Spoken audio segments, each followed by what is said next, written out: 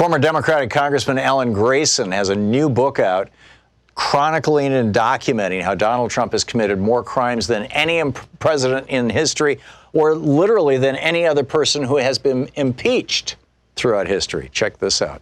Leave your comments, ding the bell, share it with your friends, and subscribe to our channel. On the line with us is former Congressman Alan Grayson, our old buddy. He represented the 9th District of Florida. He has a new book out. It's called High Crimes, The Impeachment of Donald Trump. And you can tweet him at Alan Grayson. Congressman, welcome back. Thank you. Thank you, Tom. It's great having you with us. Tell us about the book. Well, the book is an historical review of every single American who has ever been impeached, measuring up their crimes and misdemeanors against Donald Trump's. And honestly, objectively, being dispassionate about this, Trump is worse than every single one of them. And you can find historical analogies, but he's worse than all of them. I mean, you're going through people like Alcee Hastings, Sir Francis Bacon, John C. Calhoun, Spiro Agnew. I'm looking at the table of contents of your book. It's wow. So guilty. Let's start with bribery. I believe that's the first part of your book.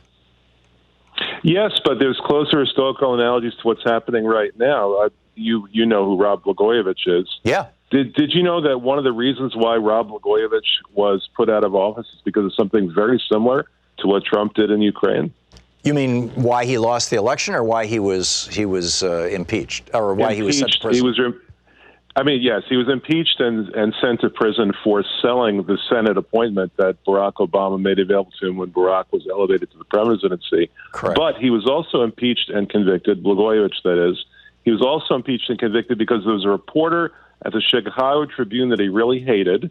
The Chicago Tribune parent company wanted a $150 million loan from the state. Is it starting to sound familiar? Mm-hmm. And he would not allow the loan until they fired that reporter. He was impeached, convicted, and removed from office because of that. Whoa.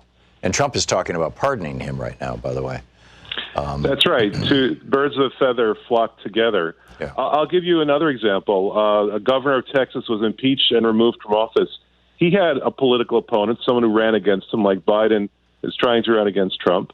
And what happened with him was that after he lost the election, he joined the University of Texas as a member of the journalism school. Ferguson was very upset about this. In order to get back at him, he zeroed out the entire budget, vetoed the entire budget for the University of Texas because they refused to fire him. Wow. These are the kinds of abuses of power that you see through history that Trump is engaged in by withholding $400 million plus from Ukraine unless they investigated Biden. Yeah. And well, he's also, he's withholding money from a lot of federal agencies, but I think that's more, he's just pursuing a kind of, cokehead agenda, cutting back on the EPA and auctioning off more federal lands and, cutting up our national parks and all these kinds of things. I'm not sure those are impeachable. Yeah. Those are more like he's back to Reaganism. But what do you see as? That's a fairly clear one, and in fact, from the House committee today, they I'm trying to find this here. I had it just a minute ago. They actually, I remember. It's right here. No, it's not. Okay, so the House committee stuff was the report just came out overnight, basically, and it explicitly says that Donald Trump committed the crimes of bribery and wire fraud. Your thoughts on that? Well, that's true, and it's not the only time either. But bear in mind that in order to commit a constitutional high crime or misdemeanor, you simply have to abuse the privilege of office or do something that means that you should not be in a position of honor and trust under the Constitution. It's not necessary that he be found guilty of a specific crime in the criminal code. The fact that you have the position is enough to give you that kind of exposure and have you subject to being impeached for high crimes. And it is a high crime. Only the president of the United States can do what he did, withhold money from a foreign government unless they intervene and try to investigate one of his political opponents. That is what makes it a high crime. It doesn't make any difference if it's a low crime under the Constitution, meaning a crime that's subject to the criminal code. Right. Well, and at the time that the Constitution was written, there literally was no criminal code. That's true too. That's what Congress started doing in 1789 when they first convened, was create the criminal code. But impeachment was already there in the document. So the highest law of the land was the Constitution, and at the very beginning of our country, it was the only law of the land.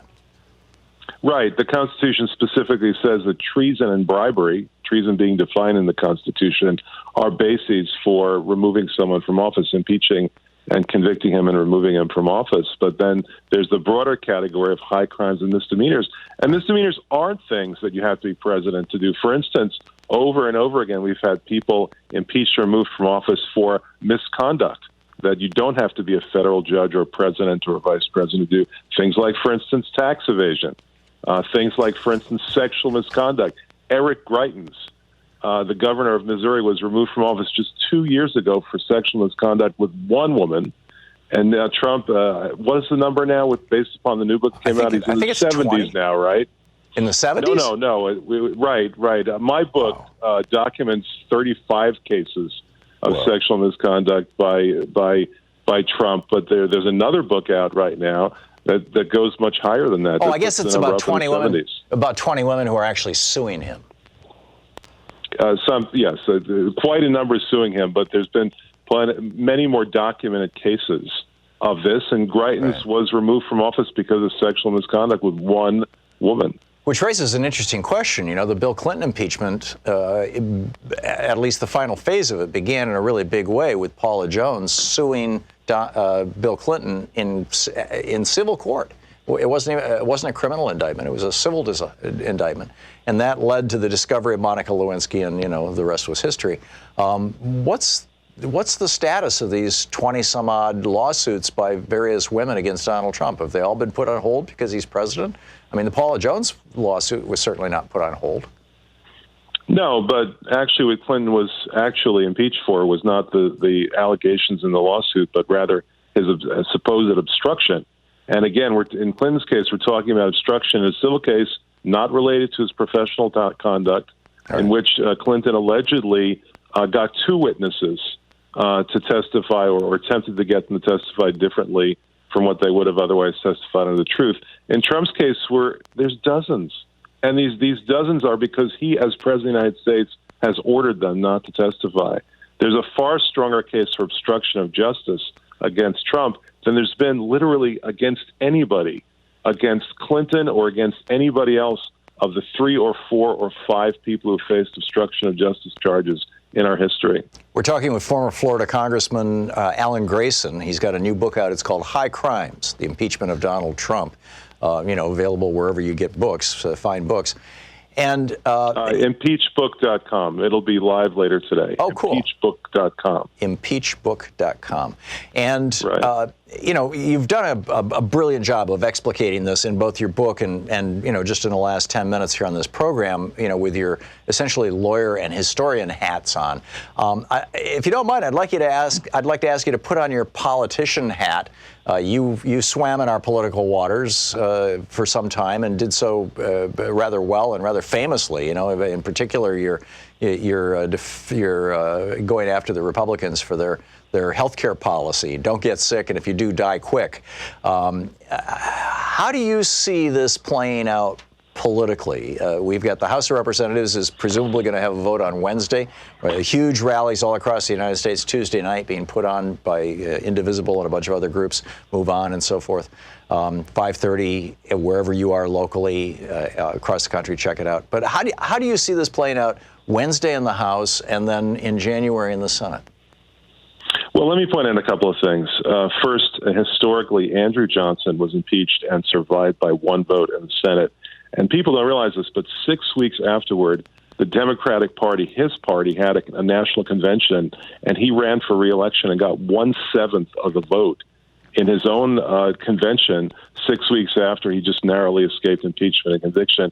He was politically hurt and held accountable by the impeachment, even though it didn't end in his conviction and removal from office. The same thing is true of Richard Nixon. I mean, you could see the polls week by week and month by month. As the case was laid out against Richard Nixon in public through the impeachment proceedings, his polling got worse and worse. In fact, it ended up not too far away from where we are already with Donald Trump. At the time of his actual removal from office, 58% of the public thought that he should be impeached or removed. We are now consistently seeing polls regarding Trump's impeachment removal that are above 50%. Right. So, and it was only 42% in July of last year. It was Yeah. only 42%. And that's what makes me crazy. In 6 months, it's gone from 42% to 50% for both impeaching and removing from office. And yet the media keeps saying, well, all this work that Democrats are doing isn't moving the polls. Sure looks like it is to me. Well, not only that, I mean, there are Harbinger polls that are much older than that. 2 years ago, there was a poll that was done, a national public poll that was done that said, should Donald Trump be impeached or removed from office because of his sexual misconduct? 52% of Americans said yes 2 years ago. Whoa. Whoa. So how does this play out in the Senate?